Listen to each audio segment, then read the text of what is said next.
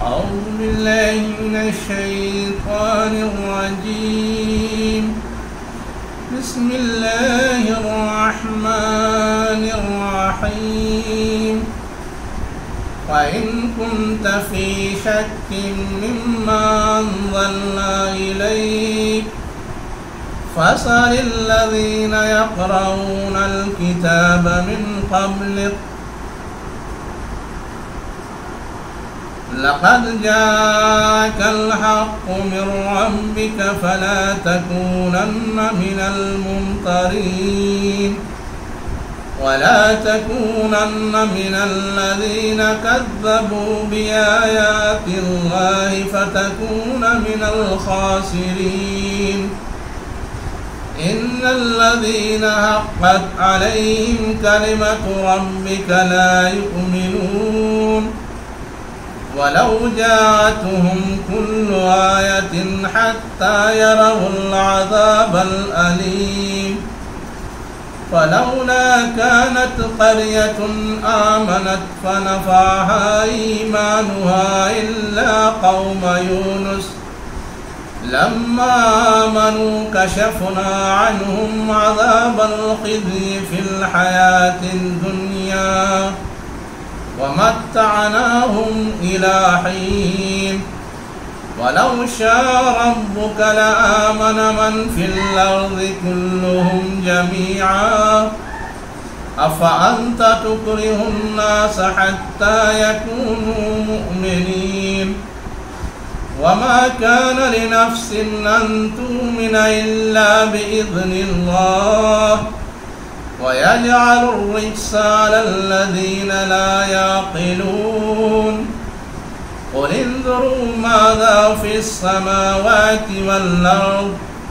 وما تغني الآيات والنذر عن قوم لا يؤمنون. فهل ينتظرون إلا مثل أيام الذين خلوا من قبلهم قل فانتظروا إني معكم من المنتظرين. ثم ننجي رسلنا والذين آمنوا كذلك حقا علينا ننجي المؤمنين. صدق الله العلي العظيم. بسم اللہ شروع کرتا ہوں اللہ کے نام سے جو انتہائی مہربان اور ہمیشہ رحم فرمانے والا ہے۔ اب اگر تجھے اس ہدایت کی طرف سے کچھ بھی شک ہو جو ہم نے تجھ پر نازل کی ہے تو ان لوگوں سے پوچھ لے جو پہلے سے کتاب پڑھ رہے ہیں۔ فی الواقع یہ تیرے پاس حق ہی آیا ہے تیرے رب کی طرف سے، لہذا تو شک کرنے والوں میں سے نہ ہو اور ان لوگوں میں نہ شامل ہو جنہوں نے اللہ کی آیات کو جھٹلایا ہے، ورنہ تو نقصان اٹھانے والوں میں سے ہوگا۔ حقیقت یہ ہے کہ جن لوگوں پر تیرے رب کا قول راست آ گیا ہے ان کے سامنے خواہ کوئی نشانی آ جائے وہ کبھی ایمان لا کر نہیں دیتے جب تک کہ دردناک عذاب سامنے آتا نہ دیکھ لیں۔ پھر کیا ایسی کوئی مثال ہے کہ ایک بستی عذاب دیکھ کر ایمان لائی ہو اور اس کا ایمان اس کے لیے نفع بخش ثابت ہوا ہو؟ یونس کی قوم کے سوا اس کی کوئی نظیر نہیں۔ وہ قوم جب ایمان لے آئی تو البتہ ہم نے اس پر سے دنیا کی زندگی میں رسوائی کا عذاب ٹال دیا تھا اور اس کو ایک مدت تک زندگی سے بہرہ مند ہونے کا موقع دے دیا تھا۔ اگر تیرے رب کی مشیت یہ ہوتی کہ زمین میں سب مومن و فرما بردار ہی ہوں تو سارے اہل زمین ایمان لے آئے ہوتے، پھر کیا تو لوگوں کو مجبور کرے گا کہ وہ مومن ہو جائیں؟ کوئی متنفس اللہ کے اذن کے بغیر ایمان نہیں لا سکتا، اور اللہ کا طریقہ یہ ہے کہ جو لوگ عقل سے کام نہیں لیتے وہ ان پر گندگی ڈال دیتا ہے۔ ان سے کہو زمین اور آسمانوں میں جو کچھ ہے اسے آنکھ کھول کر دیکھیں، اور جو لوگ ایمان لانا ہی نہیں چاہتے ان کے لیے نشانیاں اور تنبیہیں آخر کیا مفید ہو سکتی ہیں۔ اب یہ لوگ اس کے سوا اور کس چیز کے منتظر ہیں کہ وہ برے دن دیکھیں جو ان سے پہلے گزرے ہوئے لوگ دیکھ چکے ہیں۔ ان سے کہو اچھا انتظار کرو، میں بھی تمہارے ساتھ انتظار کرتا ہوں، پھر جب ایسا وقت آتا ہے تو ہم اپنے رسولوں کو اور ان لوگوں کو بچا لیا کرتے ہیں جو ایمان لائے ہوں۔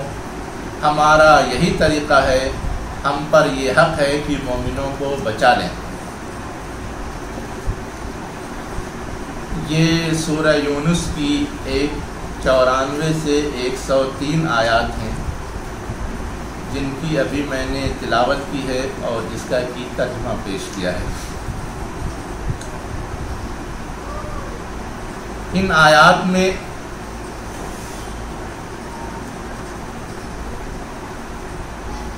ایک خاص بات سمجھانے کی بالخصوص کوشش کی گئی ہے کہ جب وقت کا نبی یا داعی اپنی کوشش کرتے کرتے بالکل آخری مرحلے کو پہنچ رہا ہوتا ہے اور ایک طرح سے مایوسی کی کیفیت ہوتی ہے، پھر بھی وہ ہمت نہیں ہارتا اور ایک آخری فہمائش کی کوشش کرتا ہے۔ عام طور سے اس آخری تنبیہ کا مثبت نتیجہ تو نہیں نکلتا، لیکن بعض مثالیں ایسی بھی ہیں کہ اس کا مثبت نتیجہ بھی برآمد ہوتا ہے۔ اس لیے ایک داعی کو ایسی کوشش سے بھی گریز نہیں کرنا چاہیے، اور اس سلسلے میں بالخصوص یونس علیہ السلام اور ان کی قوم کا واقعہ یاد دلاتے ہوئے کچھ چیزوں کی طرف نشاندہی کی گئی ہے۔ اس سے پہلے کہ یونس علیہ السلام کا قصہ بیان کیا جاتا، ایک تمہیدی بات بھی پیش کی گئی ہے۔ وہ تمہیدی بات کیا ہے؟ اہل مکہ کو خطاب کر کے یہ فرمایا گیا کہ اگر تمہیں وہ پیغام جو قرآن کی شکل میں رسول لے کر کے آیا ہے اور ہم نے نازل کیا ہے، اس میں کسی طرح کا کوئی شک اور شبہ ہے، تو اس شبہ کو دور کرنے کا ایک طریقہ یہ بھی ہے کہ اگر ہم خود اپنے ہوش و حواس اور عقل و شعور اور علم و معرفت سے شناخت نہیں کر پا رہے ہیں، صحیح اور غلط کی تمیز نہیں کر پا رہے ہیں، تو پھر سماج اور معاشرے میں ان سے دریافت کریں جو پہلے سے آسمانی کتب کا علم رکھتے ہیں اور جو حق اور باطل کی تمیز کی صلاحیت رکھتے ہیں۔ شاید اس تحقیق کے نتیجے میں حق واشگاف ہو جائے اور تمہارے لیے فیصلہ کر کے اسے قبول کرنا آسان ہو جائے۔ بظاہر جو آیت شروع ہوتی ہے اس میں خطاب تو نبی کریم صلی اللہ علیہ وسلم سے ہے، فَإِن كُنْتَ فِي شَكٍّ مِّمَّا أَنزَلْنَا إِلَيْكَ، لیکن اصلاً خطاب آپ سے نہیں ہے، اصلاً آپ کو خطاب کر کے جو آپ کے مخاطب تھے ان کو خطاب کیا گیا ہے، اس لیے کہ نعوذ باللہ آپ کو نہ کسی قسم کا کوئی شک تھا اور نہ آپ کو کسی سے کچھ دریافت کرنے کی ضرورت تھی۔ اسی لیے مصنف عبد الرزاق جو حدیث کی ایک مشہور کتاب ہے، اس کے اندر ایک روایت نقل ہوئی ہے کہ جب یہ آیات نازل ہوئی تو نبی کریم صلی اللہ علیہ وسلم نے فرمایا لا اشک ولا اسل، نہ میں کسی شک میں مبتلا ہوں اور نہ مجھے کسی سے دریافت کرنے کی ضرورت ہے، گویا میں حقیقت تک پہنچ چکا ہوں اور میں اس حقیقت کو قبول کر کے اس کے مطابق اپنی زندگی گزار رہا ہوں۔ دراصل آپ اسی کے ساتھ یہ اشارہ بھی کرنا چاہتے تھے کہ مجھے تو نہیں ضرورت ہے، لیکن جو لوگ کی حقیقت آشنا نہیں ہوئے ہیں، جو لوگ کی حق اور باطل کے درمیان تمیز کر کے حق کو نہیں اپنا سکے ہیں، انہیں ضرورت ہے کہ وہ اپنا یہ شک دور کرنے کے لیے سابقہ آسمانی کتابوں کا جو علم رکھنے والے لوگ ہیں ان سے دریافت کر لیں اور حقیقت کو سمجھنے کی کوشش کریں۔ یہ بات جو کہی گئی اس کے ساتھ اس نصیحت اور اس فہمائش کی وجہ بھی بتائی گئی کہ ایسا کرنے کی صورت میں اس بات کا امکان ہے کہ وہ حقیقت آشنا ہو جائیں اور جھٹلانے سے باز آ جائیں، جھٹلانے کے نتیجے میں جو نقصان متوقع ہے اس سے بچ جائیں، لیکن اگر اس کے باوجود بھی وہ مان کر نہیں دیں گے تو یہ بات بھی انہیں انہی اہل علم سے معلوم ہو سکتی ہے کہ حق آ جانے کے بعد اس کو جھٹلانے کا نتیجہ کیا ہوتا ہے، اور اگر کوئی جھٹلاتا ہے تو وہ کس انجام سے دوچار ہوتا ہے۔ یہ بات جس طرح آپ صلی اللہ علیہ وسلم کو مخاطب کر کے اہل مکہ کو سنائی گئی تھی، ویسے ہی آج کے ادوار میں بھی جو لوگ دعوت و تبلیغ کا کام کر رہے ہیں ان کے لیے بھی یہ نصیحت ہے، ان کے لیے بھی یہ ہدایت ہے کہ وہ آج ان کے جو مخاطب ہیں ان کے سامنے اللہ کا پیغام پیش کرنے کے بعد انہیں بھی اسے پرکھنے اور اس سلسلے میں جو لوگ بھی حقیقت آشنا ہیں ان سے رجوع کرنے کی ترغیب دیں۔ ممکن ہے اس ترغیب کے نتیجے میں وہ حق پا جائیں اور اپنے اڑیل رویے سے، اپنے غلط رویے سے باز آ جائیں۔ اس کے بعد جو دوسری بات اگلی آیات میں فرمائی گئی وہ یہ کہ اب تک جتنی کوششیں کی گئی ہیں ان کوششوں کے نتیجے میں تو وہ وقت قریب آ لگتا نظر آ رہا ہے جبکہ اللہ گرفت فرمائے، لیکن اس گرفت سے پہلے اب بھی یہ گنجائش ہے، اب بھی یہ موقع میسر ہے کہ اگر کوئی توبہ کر کے رجوع کرنا چاہے، توحید کو اختیار کرنا چاہے، دین حق کو قبول کرنا چاہے، اپنی دنیا اور آخرت سنوارنا چاہے تو اس کا موقع موجود ہے۔ اب تک جتنی شرارتیں کی ہیں وہ سب معاف ہو سکتی ہیں، شرط یہ ہے کہ وہ حق کو قبول کر لیں۔ الاسلام یہدم ما کان قبلہ، اسلام پہلے کی جتنی بھی غلطیاں ہیں ان کو ڈھا دیتا ہے، اس پر کوئی مواخذہ نہیں ہوگا۔ یہ خود ایک طرح کی ترغیب تھی اور تشویق تھی۔ ان کے سامنے تاریخی مثال رکھی گئی کہ عام طور سے تو ایسا ثبوت نہیں ملتا، لیکن ایک ثبوت ہے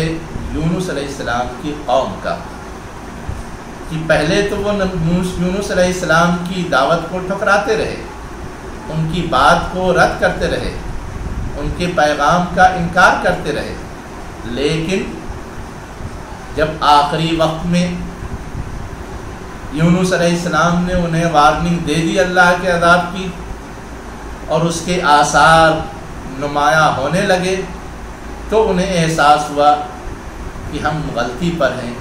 اور انہوں نے اس وقت توبہ کی۔ تاریخی روایات میں یہ بات آتی ہے کہ وہ اپنا گھر بار چھوڑ کر کے، اپنے آل و اولاد کو لے کر کے، حتیٰ کہ اپنے جانوروں کو بھی لے کر کے کھلے میدان میں اکٹھا ہو گئے، توبہ کی، گریہ وداری کی، آہوداری کی، رو رو کر کے معافی مانگی، اور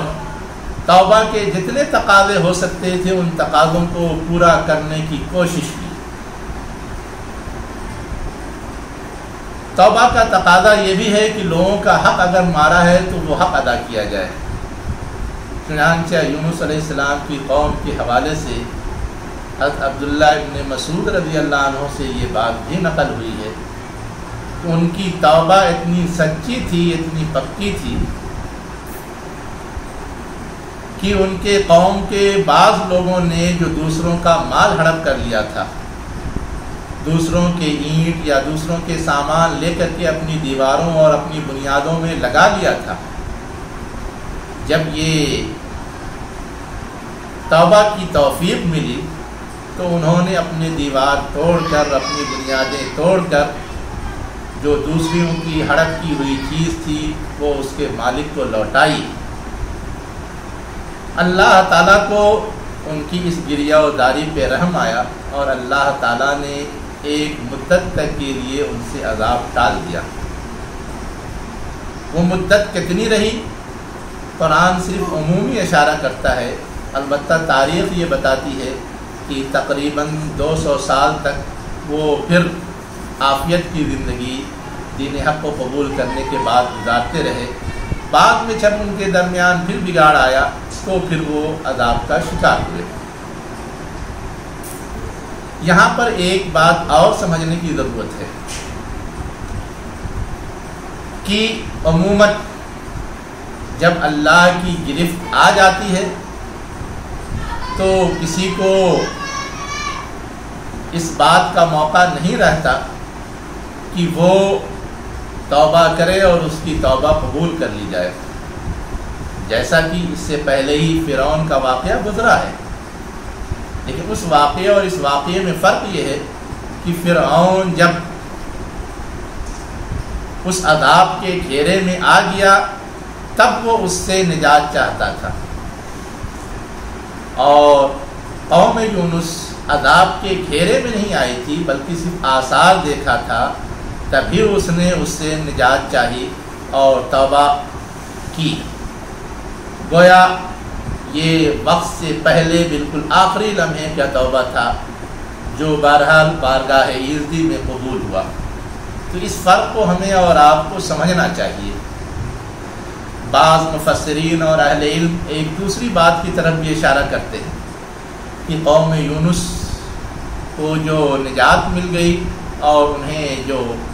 मौका मिल गया, उनकी जो तौबा कबूल हुई, उसकी वजह असल में ये थी कि यूनुस अलैहिस्सलाम ने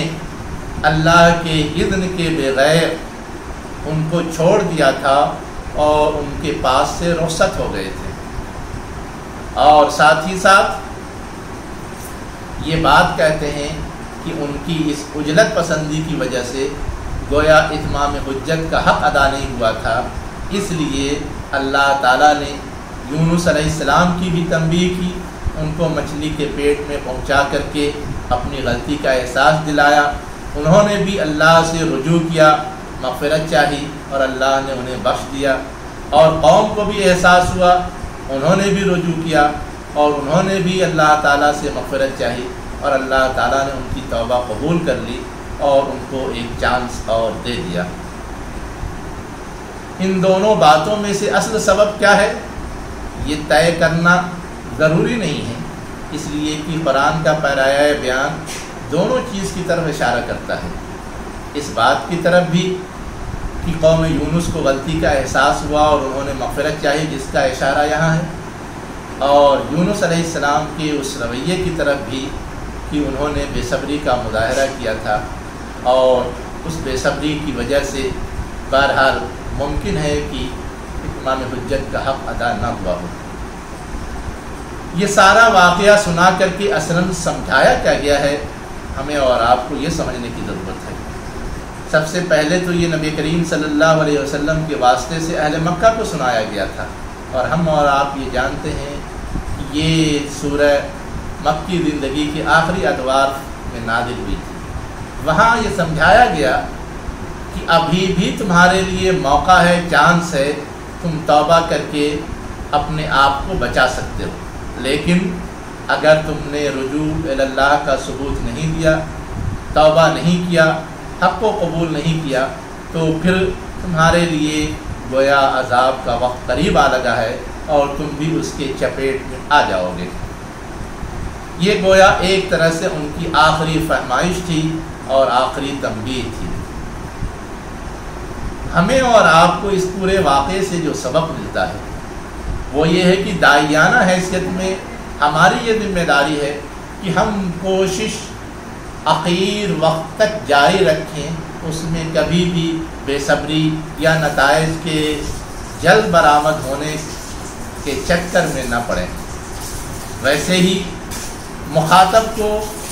ہر موقع پر، ہر موڑ پر ان کی ہدایت، ان کی نجات اور ان کی تنبیہ کی طرف متوجہ کرتے رہیں۔ شاید کسی موڑ پر اور کسی منزل میں وہ سنبھل جائیں اور ان کی نجات کا سامان ہو جائے۔ آج بھی ہم کوششیں کرتے ہیں،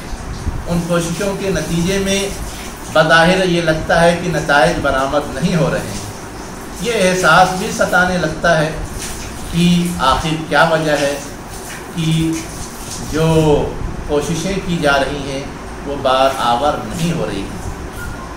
ہم اور آپ کیونکہ غیب کا علم نہیں رکھتے، اس لیے ہمیں اور آپ کو اس بات کا اندازہ نہیں کہ اتمام حجت کب مکمل ہوگی۔ یہ تو اللہ تعالیٰ جانتا ہے۔ جب وہ وقت آ لگے گا تو اللہ خود اپنا فیصلہ صادر کر دے گا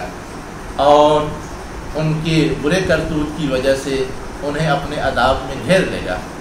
اور ہم اور آپ اپنی کوشش اگر جاری رکھتے ہیں تو ہمیں اور آپ کو نجات سے ہمکنار کرے گا، جیسا کہ اس کی سنت رہی ہے کہ جب بھی اللہ کے نیک بندے اپنا فریضہ پورا کرتے رہے ہیں تو ان کو اللہ تعالیٰ نجات سے ہمکنار کرتا ہے۔ اس کے آگے جو بات فرمائی گئی ہے وہ ایک سنت الہی کی طرف توجہ دہانی ہے۔ کبھی کبھی یہ احساس دلوں میں پیدا ہوتا ہے کہ جب اس کائنات کا سارا نظام اللہ تعالیٰ چلا رہا ہے تو آخر اتنی کوششوں کے باوجود ان کو حق کو قبول کرنے کی توفیق کیوں نہیں ملتی؟ ساتھ ہی ساتھ یہ بھی احساس ستاتا ہے کہ اللہ چاہے تو اسے فوراً توفیق مل سکتی ہے اور یہ کام اپنے آخری انجام کو پہنچ سکتا ہے، لیکن ایسا سوچ کر اصلاً ہم ایک حقیقت کو بھلا رہے ہوتے ہیں۔ وہ حقیقت کیا ہے؟ اللہ تعالیٰ نے یہ دنیا آزمائش کے لیے بنائی ہے اور یہاں اختیار کی آزادی دی ہے۔ اگر اللہ تعالیٰ جبری طور پہ کسی کو ایمان قبول کرنے پہ مجبور کر دے تو کون ہے جو نہ کرے؟ تکوینی طور پہ ہر ایک کو پابند بنا سکتا ہے، لیکن اللہ تعالیٰ کی حکمت کے یہ خلاف ہے کہ جب اس نے جہاں ایک منصوبے اور ایک پلان کے تحت خیر و شر کی کے امتحان گاہ میں ہر ایک کو موقع عنایت کیا ہے تو وہ بجبر کسی سے کوئی چیز منوائے، چاہے وہ حق ہو چاہے وہ باطل ہو، چاہے وہ صحیح ہو چاہے وہ غلط ہو۔ چنانچہ آگے یہی بتایا گیا کہ اللہ اگر چاہتا تب تو زمین میں جو بھی ہیں سب کے سب ایمان لے آتے، لیکن اللہ کی منشا، اللہ کی مشیت یہ نہیں۔ اللہ تعالیٰ تو آزمانا چاہتا ہے، چیک کرنا چاہتا ہے کہ کون اپنی سوجھ بوجھ کا استعمال کر کے، کون اپنے اختیار کا استعمال کر کے، کون اپنی صلاحیتوں کا استعمال کر کے حق کو قبول کرتا ہے اور باطل کو رد کرتا ہے۔ اسی اختیار کے صحیح یا غلط استعمال پر اصلاً انعام اور سزا کا انحصار ہے۔ اس لیے اللہ تعالیٰ ایسا کبھی نہیں کرتا کہ بجبر کوئی چیز منوائے۔ ہاں، جب انسان اپنے اختیار کا استعمال کرتا ہے یا اختیار کے استعمال میں غلطی کرتا ہے تو نتائج اسی کے لحاظ سے برآمد ہوتے ہیں۔ اگر وہ حق کو قبول کرنے کی پیش رفت دکھاتا ہے، اس کے لیے آگے بڑھتا ہے تو اللہ اس کو اسی کی توفیق دیتا ہے، اور اگر کوئی اعراض کرتا ہے، کوئی کنی کاٹتا ہے، کوئی ٹال مٹول کرتا ہے تو اللہ پھر اس سے وہ توفیق چھین لیتا ہے اور اسے اس کی اسی چوائس کے لحاظ سے اسی غلط راہ پہ اس کو آزادانہ آگے بڑھنے کے لیے چھوڑ دیتا ہے۔ اس میں اللہ کی کسی چاہت کا یا کسی منشا کا دخل نہیں ہوتا، بلکہ اصلاً انسان کے اپنے اختیار کا دخل ہوتا ہے، چاہے اپنے اختیار کا استعمال وہ نفسانی خواہشات کی وجہ سے کرے، چاہے وہ جہالت اور لا علمی کی وجہ سے کرے، لیکن اصلاً اس میں اس کے اختیار کا دخل ہوتا ہے۔ عام طور سے اگر سوجھ بوجھ سے کام لیا جائے تب تو حقیقت تک رسائی مشکل نہیں ہوتی، لیکن اگر سوجھ بوجھ سے کام نہ لیا جائے تو پھر غلط راہ پہ پڑنے سے بھی کوئی چیز نہیں روک پاتی، اور ایسی صورت میں گویا اللہ تعالیٰ بھی اس کو اسی کفر و شرک کی بیماری میں چھوڑ دیتا ہے۔ اسی بات کو کہا گیا وَيَجْعَلُ الرِّجْسَ عَلَى الَّذِينَ لَا يَعْقِلُونَ، وہ بناتا ہے گندگی کو ان لوگوں پر جو سوجھ بوجھ نہیں رکھتے، غور و فکر نہیں کرتے، عقل کا استعمال نہیں کرتے۔ یہاں پر رجس کی معنویت بھی سمجھنے کی ضرورت ہے۔ رجس ظاہری گندگی کو بھی کہتے ہیں، قرآن مجید میں سور کے گوشت کے لیے یہ لفظ استعمال ہوا ہے، لیکن رجس باطنی گندگی کو، روحانی گندگی کو، نظریاتی گندگی کو بھی کہتے ہیں۔ یہاں پر چونکہ ایمان کے ضد کے طور پہ آیا ہے، اس لیے یہ کفر و شرک اور بدعقیدگی کے ہم معنی ہے، اور اس معنی میں بھی قرآن مجید کے اندر دوسرے مقامات پر استعمال ہوا ہے۔ نفاق کو بھی رجس سے تعبیر کیا گیا ہے۔ اب یہاں پر خود امام راضی رحمۃ اللہ علیہ نے بھی لکھا ہے کہ رجس جسمانی گندگی کی بات نہیں کی جا رہی ہے، بلکہ جو ان کی نظریاتی خباثت تھی، جو ان کے سوچ کا بگاڑ تھا، جو ان کے تصورات کی کمزوری تھی، اور جو ان کی بدعقیدگی تھی، اصلاً اس کو رجس کہا گیا ہے، اور اسی بات کی تائید دوسرے بہت سارے مفسرین نے بھی کی ہے۔ اب اس کے بعد پھر ایک بات مخاطب کر کے جو لوگ بھی کفر و شرک میں مبتلا ہیں ان کی فہمائش کی گئی ہے کہ جہاں تک سوجھ بوجھ کے استعمال کرنے کا تعلق ہے، عقل کو استعمال کر کے حقیقت تک پہنچنے کا تعلق ہے، تو عقل کے استعمال کے لیے سارے مواقع موجود ہیں۔ قُلِ انظُرُوا مَاذَا فِي السَّمَاوَاتِ وَالْأَرْضِ، دیکھو کیا کچھ آسمانوں اور زمین میں ہے، اور دیکھ کر کے اندازہ لگاؤ۔ لیکن اگر تم عقل کا، شعور کا استعمال نہیں کرو گے تو یہ پھیلی ہوئی کائنات میں جو نشانیاں ہیں، یہ نشانیاں تمہیں کچھ بھی فائدہ نہیں پہنچا سکتی۔ اسی طرح اللہ تعالیٰ نے جو تمہارے تنبیہ کے مختلف انتظامات کیے ہیں،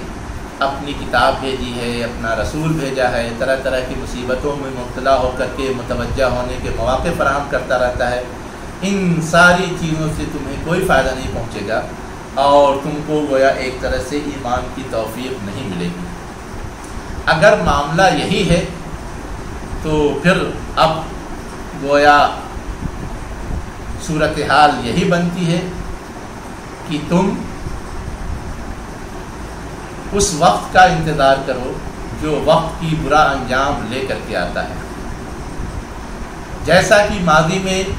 جو لوگ اور جو قومیں اللہ کی کتاب پر غور و فکر کر کے، اس کی آیات پہ غور و فکر کر کے حق کو قبول کرنے سے کتراتی تھیں اور ساری فہمائش کو رد کر دیتی تھیں، تو ان کو اللہ کا عذاب آ پکڑتا تھا۔ ویسا ہی آپ تمہارے لیے بھی وقت قریب آ رکھا ہے، اور تمہیں بھی اللہ کا عذاب آ پکڑے گا۔ تم بھی انتظار کرو، میں بھی انتظار کرتا ہوں، ہر ایک کو اپنے اپنے انجام تک پہنچنا ہے۔ اب اس کے بعد جو ایک بات اور کہی گئی ہے کہ یہ کوئی ڈھکی چھپی بات نہیں ہے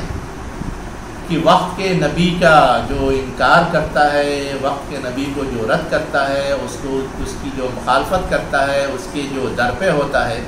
اس کا انجام کیا ہوتا ہے؟ اس کا انجام اس کے علاوہ اور کچھ نہیں ہوتا کہ وہ قوم مٹا دی جاتی ہے، ہلاک کر دی جاتی ہے، ان میں سے کسی کو بھی کسی طرح کی کوئی مہلت نہیں دی جاتی۔ جو فرعون کا قصہ گزرا، نوح علیہ السلام کا قوم کا قصہ گزرا، جو عاد و سمود کے اشارے گزرے، یہ ساری کی ساری باتیں اسی بات کی غمازی کرتی ہیں۔ اصلاً یہ خوفناک عذاب الہی کا انجام ان کو یاد دلایا گیا ہے کہ شاید اسی سے عبرت پکڑ کے اور نصیحت حاصل کر کے یہ سنبھل جائیں۔ ساتھ ہی ساتھ اہل ایمان کو یہ بات بھی بتائی گئی اور سمجھائی گئی کہ جہاں تک اہل ایمان کا تعلق ہے، جہاں تک اہل ایمان کا سوال ہے، اللہ تعالیٰ اپنے عذاب الہی سے اہل ایمان کو بچاتا ہے، انہیں نجات دیتا ہے، وہ اس عذاب الہی کا شکار نہیں ہوتے۔ یہاں پر ایک حقیقت اور ہمیں اور آپ کو سمجھنے کی ضرورت ہے۔ عموماً جب آفات الہی کا نزول ہوتا ہے، جس میں کہ ہر اچھا برا شکار ہو جاتا ہے یا مبتلا ہوتا ہے، تو عام طور سے یہ بات کہی جاتی ہے کہ یہ اللہ کا عذاب ہے جس میں کہ ہر ایک مبتلا کیا گیا ہے۔ لیکن جتنی بھی انبیاء کی تاریخ بیان ہوئی ہے، وہ انبیاء کی تاریخ یہ بتاتی ہے کہ برے کرتوتوں کے نتیجے میں جب بھی اللہ کا عذاب آیا تو جو برے لوگ تھے ان میں سے کسی کو بھی بخشا نہیں گیا، ہر ایک ہلاکت سے دوچار ہوا، اور جو نیک لوگ تھے ان کا اس عذاب الہی کا، ان پر اس عذاب الہی کا کوئی اثر نہیں پڑتا تھا، وہ اس عذاب الہی سے بچا لیے جاتے تھے اور اللہ انہیں نجات دیتا تھا۔ اس لیے جو وبائی قسم کی بیماریاں پھیلتی ہیں، جو سیلاب آتے ہیں، جو کیا کہتے ہیں قحط پڑتا ہے، یہ عذاب ضرور ہے، لیکن اسے وہ آخری اور حتمی عذاب نہیں کہا جا سکتا جو قوموں کو تباہ و برباد کر دینے کے لیے آتا ہے۔ مولانا عبد الماجد دریابادی نے تو اسے نمونہ عذاب الہی سے تعبیر کیا ہے، لیکن عام طور سے مفسرین اسے تنبیہی عذاب کہتے ہیں، جو ہر ایک کو سنبھالنے کے لیے، سنبھلنے کا موقع دینے کے لیے آتا ہے، اور ہر ایک کو گویا اپنے دامن میں جھانک کر کے جائزہ لینے کی دعوت دینے کے لیے آتا ہے کہ شاید اس تنبیہ کی بدولت ہی ان کے لیے نجات کی راہ ہموار ہو جائے اور وہ سنبھل جائیں۔ یہاں پر دو باتوں کی طرف نشاندہی اور بھی ضروری معلوم ہوتی ہے۔ ایک بات تو یہ کہ جس طرح آخری وقت میں اہل مکہ کو یہ بات سنائی جا رہی تھی، گویا یہ ایک طرح سے دھمکی تھی کہ اب ان کا آخری وقت قریب آ لگا ہے، اور اسی طرح جو اہل ایمان تھے پریشانیوں اور تکلیفوں اور مخالفتوں کی وجہ سے مایوسانہ کیفیت میں مبتلا تھے، ان کے لیے یہ ایک بشارت اور تسلی تھی کہ ان کے لیے بھی کامیابی کی منزل گویا قریب ہے، چاہے بظاہر اس کے آثار نظر نہیں آ رہے ہیں۔ یہ بات یہ دھمکی تھی اور یہ بات یہ بشارت تھی۔ اگر اس تناظر میں ہم اپنے احوال کا جائزہ لیں تو ہم بھی یہ سمجھ سکتے ہیں کہ مختلف طرح کی جو اس طرح کی تنبیہی عذاب آتے رہتے ہیں، جو تنبیہی گرفت ہوتی رہتی ہے، جو مختلف طرح کے مصائب اور مشکلات لوگوں کو گھیرتے رہتے ہیں اور اس میں کسی طرح کی تفریق نہیں ہوتی، تو اصلاً یہ سب گویا ایک طرح سے دھمکی ہی ہوتی ہے کہ جو غلط کار ہیں وہ سنبھل جائیں، اور ساتھ ہی ساتھ اس آزمائش کے مرحلے میں اہل حق کے لیے ایک موقع ہوتا ہے کہ وہ اپنے فرائض کی ادائیگی کے سلسلے میں مزید حوصلے اور جذبے کے ساتھ اپنی کوشش کو جاری رکھیں تاکہ جو ان کے لیے منزل قریب آ لگی ہے کامیابی کی، اس منزل تک پہنچتے ہوئے وہ صبر و استقامت پہ قائم رہ سکیں اور اس کے ذریعے اپنی سرخروئی کا سامان کر سکیں۔ اگر یہ احساس پیدا ہوتا ہے اور یہ احساس اجاگر ہوتا ہے تو یہ گویا ایک طرح سے حوصلہ مند چیز ہوتی ہے صاحب ایمان کے لیے کہ بظاہر حالات ناگفتہ بے صحیح، لیکن اللہ تعالیٰ کی جو سنت ہے، اس کا جو طریقہ کار ہے، اس کا جو ماضی میں رویہ رہا ہے، وہ اس بات کا صاف اشارہ دیتا ہے کہ آج اگر اس طرح کی سنگین صورتحال پیدا ہوئی ہے کہ مخاطب سنبھل نہیں رہے ہیں تو وہ تنبیہی عذاب میں گرفتار ہو رہے ہیں، تو ساتھ ہی ساتھ اس کے اندر یہ راز بھی چھپا ہوا ہے، یہ بات بھی چھپی ہوئی ہے کہ اللہ اسی اندھیرے سے، اسی مصیبت سے روشنی کی کوئی کرن برآمد کرے گا، اور وہ چیز اہل ایمان کو نجات اور سرخروئی سے ہمکنار کرے گی۔ آج کے احوال میں ہم اور آپ عالمی اور ملکی صورتحال کے تناظر میں جس طرح کی کیفیت میں مبتلا ہیں اور جس طرح کی مایوسانہ اور تکلیف دہ صورتحال سے گزر رہے ہیں، وہاں بھی ہم میں سے بہت سارے لوگ عجیب و غریب سوچ اور تردد میں مبتلا ہو جاتے ہیں کہ مستقبل پتہ نہیں کیسا ہوگا۔ لیکن قرآن مجید جو اس طرح کے قصے سناتا ہے، اس طرح کے قوموں کے واقعات بیان کرتا ہے، اور بیشتر حصہ جو پچھلی قوموں کے احوال کے حوالے سے بیان کرنے پر اللہ تعالیٰ نے قرآن مجید میں اپنی آیات کو مخصوص کیا ہے، اس کی حکمت اور اس کی علت یہی ہے کہ ہم اس میں کا مطالعہ کر کے، اس سے آگاہی حاصل کر کے آج کے لیے اپنا راہ عمل معلوم کر سکیں۔ ہمارے لیے جو راہ عمل ہے وہ یہ ہے کہ اس آخری فیز میں فہمائش کا حق ادا کرنے کی بھی کوشش کریں، اس میں کسی قسم کی کوتاہی نہیں ہونی چاہیے، اللہ تعالیٰ کی مدد اور نصرت سے مایوس نہ ہوں، اس لیے کہ یہ مایوسی ہم کو کچھ بھی کرنے نہیں دے گی، البتہ ہمت اور حوصلے کے ساتھ اگر ہم اپنا فریضہ انجام دینے کے لیے آگے بڑھیں گے تو اس بات کی توقع کی جا سکتی ہے کہ اللہ وہ صبح نو جلد لائے جب کہ اہل ایمان سرخرو ہوں اور دنیا یہ دیکھے کہ ہاں اللہ تعالیٰ کسی کی کوشش کو رائگاں نہیں کرتا